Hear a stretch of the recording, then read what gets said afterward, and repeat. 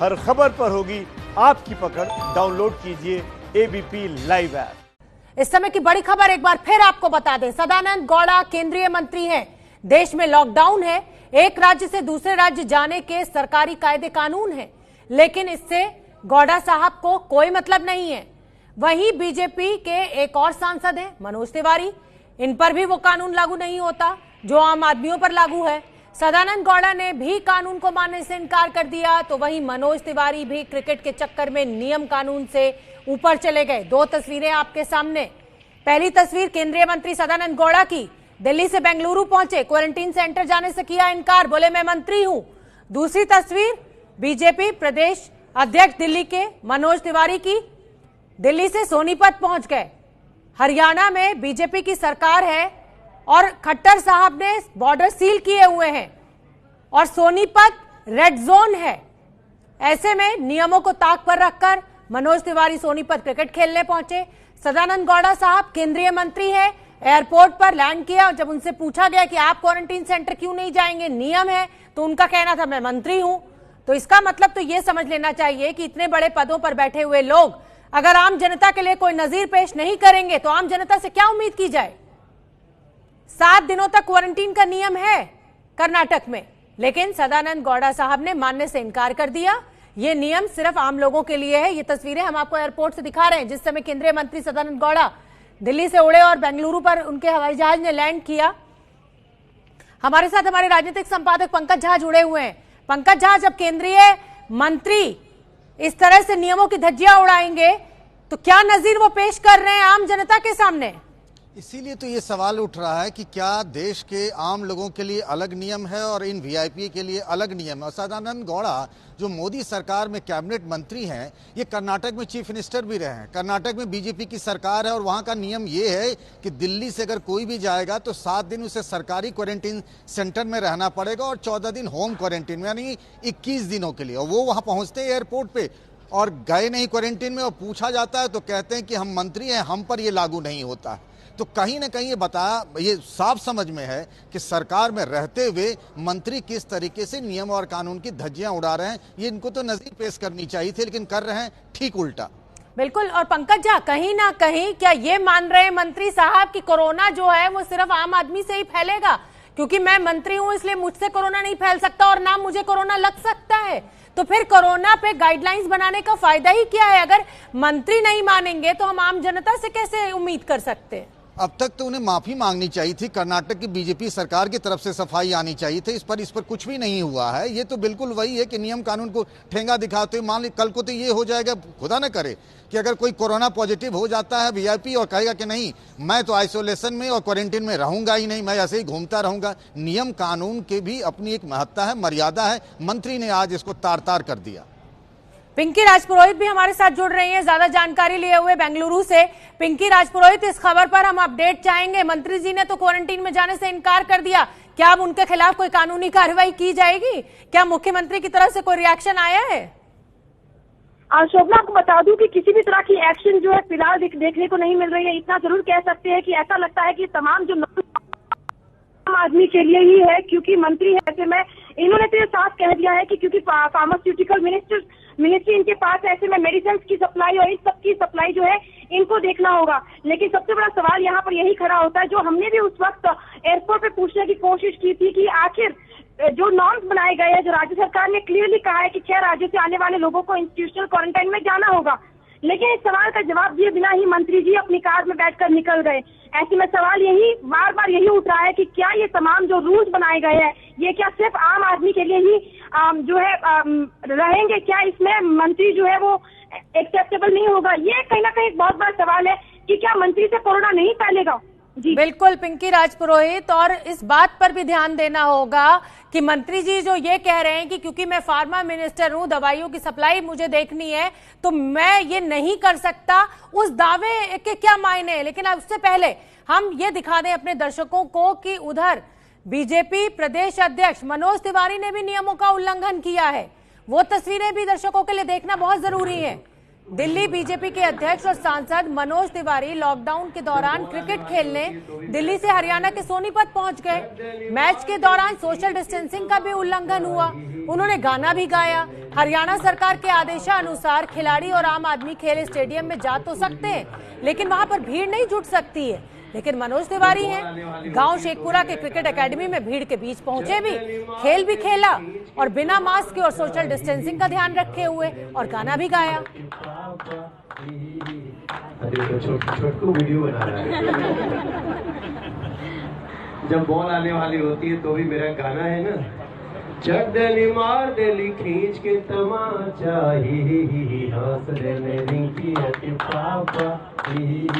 मेरे साथ मेरे सहयोगी जगविंदर पटियाल ज्यादा जानकारी लिए हुए जुड़ रहे हैं। जगविंदर, आज 3 उदाहरण सामने आए हैं, बड़े बड़े लोगों के द्वारा नियमों का उल्लंघन किया गया। अशोक चव्हाण नांदेड़ से मुंबई जा रहे हैं उपचार कराने के लिए, इसका मतलब नांदेड़ में व्यवस्था अच्छी नहीं है। दूसरी तरफ हरियाणा का उदाहरण है, बॉर्डर सील है, लेकिन मनोज तिवारी सोनीपत पहुंच जा रहे हैं।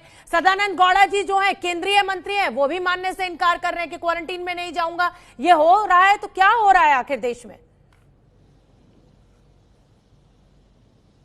देखिए शोभना, नेताओं की करनी और कथनी में क्या फर्क है ये मीडिया के लोग तो बताते ही रहते हैं, लेकिन लोग खुली आंख से देख रहे हैं कि आखिरकार ये लोग करते क्या हैं।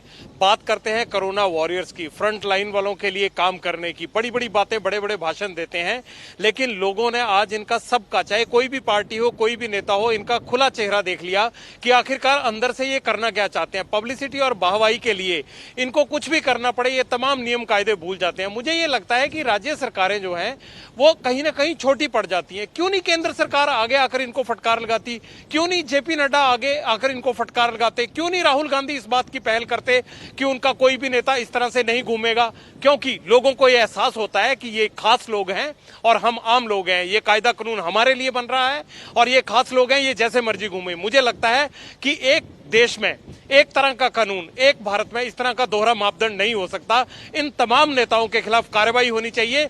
कम से कम इन्होंने नजीर पेश नहीं की, लेकिन इनकी हाईकमांड नजीर पेश करे ताकि इन चीजों पर लगाम लगे। अब हाईकमांड के जागने की बारी है, क्योंकि ये नेता ये समझ बैठे हैं कि शायद सब चीजें, चाहे वो कायदा कानून हो, चाहे वो कोर्ट कचहरी हो, चाहे वो आम आदमी हो, चाहे वो गाइडलाइंस हो, वो सब इनसे नीचे है। इनको सबक और कानून सिखाने का वक्त आ गया है। बिल्कुल जगविंदर पटियाल, मैं अब अपने दर्शकों को गाना भी सुनवा देती हूँ। जो मनोज तिवारी वहां पर गाना गा रहे थे वो भी सुनिए आप। मार दिली खींच के तमाचा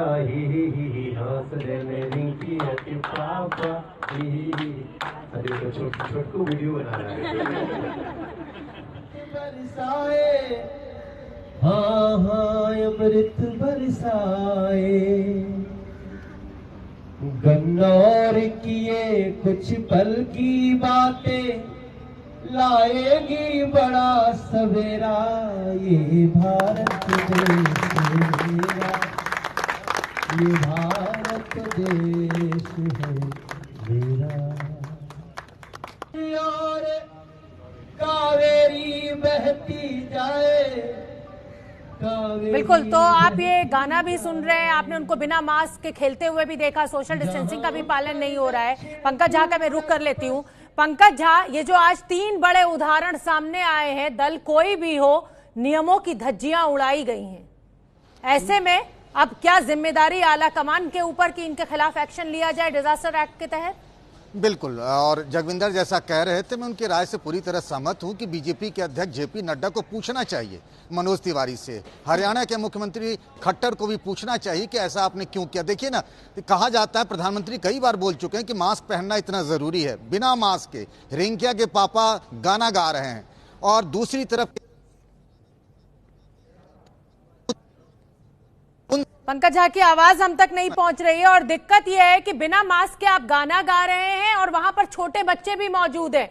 अजय दुबे का भी मैं रुख कर लेती हूं। वो भी मैं आपको बताना चाहूंगी कि महाराष्ट्र में कांग्रेस के दिग्गज पूर्व मुख्यमंत्री और उद्धव सरकार के पीडब्ल्यूडी मिनिस्टर अशोक चव्हाण को कोरोना पॉजिटिव पाया गया। उसके बाद उनको नांदेड़ से मुंबई शिफ्ट किया गया। जब वो नांदेड़ में थे, उनका उपचार वहां चल रहा था, तो वहीं क्यों नहीं उनको रखा गया? अजय दुबे मेरे साथ जुड़े हुए, ज्यादा जानकारी लिए हुए। इससे पहले मैं अपने दर्शकों को यह भी बता दूं कि एनसीपी नेता और मंत्री जितेंद्र आव्हाड को भी कोरोना हुआ था, लेकिन अब वो ठीक हो चुके हैं। अशोक चव्हाण, ये तस्वीरें हम दिखा रहे हैं जब उनको नांदेड़ से मुंबई शिफ्ट किया जा रहा था। अजय दुबे, मैं आपसे ये जानना चाहती हूं कि क्या नांदेड़ में जो चिकित्सा सेवाएं हैं वो अच्छी नहीं है जिसके चलते अशोक चव्हाण को वहां पर मुंबई शिफ्ट करना पड़ा? और अगर वहां अच्छी नहीं है तो नांदेड़ की को जो जनता है उसकी जिंदगी की कोई कीमत नहीं है। आप मंत्री हैं इसलिए आपका उपचार अच्छा होगा लीलावती अस्पताल में।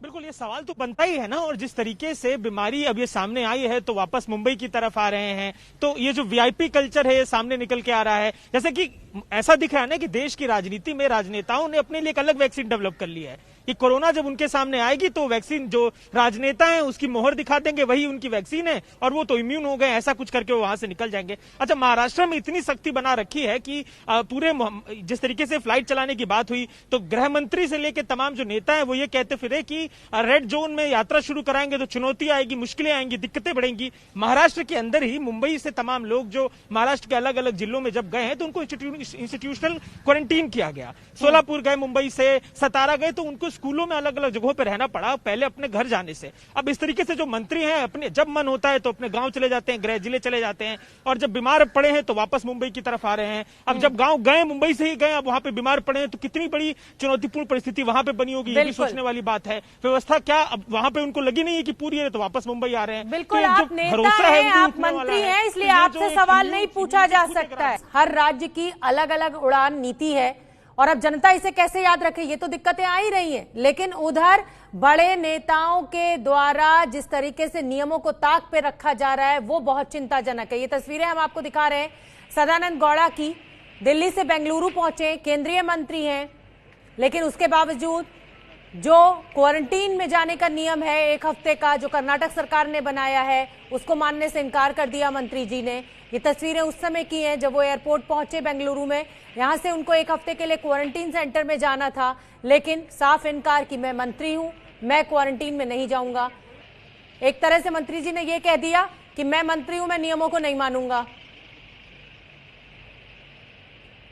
और हर राज्य की अलग अलग उड़ान नीति है, जैसा कि मैं आपको लगातार बता रही हूं। आज से घरेलू उड़ानों को क्योंकि मंजूरी मिल गई है, अब जनता इसे कैसे याद रखे, जबकि खुद यूपी के उड्डयन मंत्री को ही नियम पूरी तरह नहीं पता है। यूपी ने फ्लाइट्स के लिए जो गाइडलाइन जारी की है उसमें कहा गया है कि जो भी हफ्ते भर के लिए यूपी आएगा उसके क्वारंटीन में रहने की जरूरत नहीं है, लेकिन यूपी के उड्डयन मंत्री नंद गोपाल नंदी इससे अनजान है। सवाल है कि यह भी कहा गया है कि जो लोग 7 दिन के लिए उत्तर प्रदेश में आएंगे उनको किसी क्वारंटीन की आवश्यकता नहीं है, और जो इससे अधिक की अवधि के लिए आएंगे उनको 14 दिन क्वारंटीन में रहना पड़ेगा। तो ये बात कुछ समझ नहीं आ रही है। नहीं, अभी मुझे इस तरह की कोई जानकारी नहीं मिली कि 7 दिन के से अधिक के लिए आएंगे और 7 दिन के से ज़्यादा के लिए आएंगे तो क्वारंटाइन करना होगा। जो भी व्यक्ति आ रहा है उसके पास वापसी की टिकट है कि 2 दिन के बाद वहाँ जाएगा या यहाँ रहने वाला है तो सेल्फ अपना डिक्लेरेशन देगा कि नहीं हम यहाँ हैं और अपने घर पर सेल्फ मतलब क्वारंटाइन होंगे। तो नंद गोपाल नंदी जी को भी आपने सुन लिया। संजय त्रिपाठी, मैं आपका रुख करना चाहूंगी। नंदी जी को तो कुछ पता ही नहीं है, इसका मतलब हम ये निकालें कि केंद्रीय उड्डयन मंत्री हरदीप पुरी ने एक नियम दिया कि भाई 25 तारीख से फ्लाइट शुरू हो जाएंगी, लेकिन राज्य सरकारों के पास कोई एसओपी नहीं, कोई प्लानिंग नहीं, और इसीलिए किसी को कुछ पता नहीं है, आधा अधूरा ज्ञान, उसकी वजह से जनता परेशान। बिल्कुल शोभना, देखिए जो airport authority of India limited है वो पूरे देश के एयरपोर्ट का संचालन करता है, लेकिन राज्यों के जो नागरिक उड्डयन विभाग होते हैं उससे भी इनका लगातार कम्युनिकेशन होता है, कई तरह की सूचनाओं का आदान प्रदान होता है, लगातार इस तरह की जानकारी साझा की जाती है। लेकिन आप समझ लें कि कल मुख्य सचिव ये आदेश जारी करते हैं कि 10 बिंदुओं पर जो डोमेस्टिक फ्लाइट शुरू की गई हैं उनका पालन करते हुए एयरपोर्ट के अंदर कौन जाएगा, कैसे जाएगा, जो लोग आ रहे हैं उनके लिए क्या सावधानियां बरती जानी है, किसको क्वारंटीन किया जाना है, किसको नहीं किया जाना है, इस तरह का पूरा एक 10 पॉइंट्स का एक पूरा एसओपी अगर कहें, प्रोटोकॉल कहें, तो वो कल जारी किया गया था। उसके 24 घंटे बाद जो हमने यहाँ के नागरिक उड्डयन मंत्री नंद गोपाल नंदी से इस बारे में पूछा तो उनको कुछ इस बारे में जानकारी ही नहीं थी।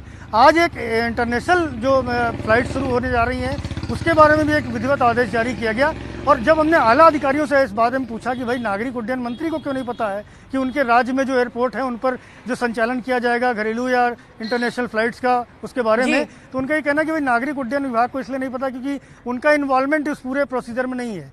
इसमें पुलिस प्रशासन, स्वास्थ्य विभाग, इस तरह के जो डिपार्टमेंट्स हैं उनको इन्वॉल्व किया गया है। बिल्कुल संजय त्रिपाठी, जब मैं आपकी बात सुन रही हूँ, नागरिक उड्डयन मंत्री को सुन रही हूँ, तो इतना क्योस है, इतना कंफ्यूजन है। जब मंत्रियों को, नेताओं को इस स्थिति साफ नहीं है तो आम जनता बेचारी क्या उम्मीद करे।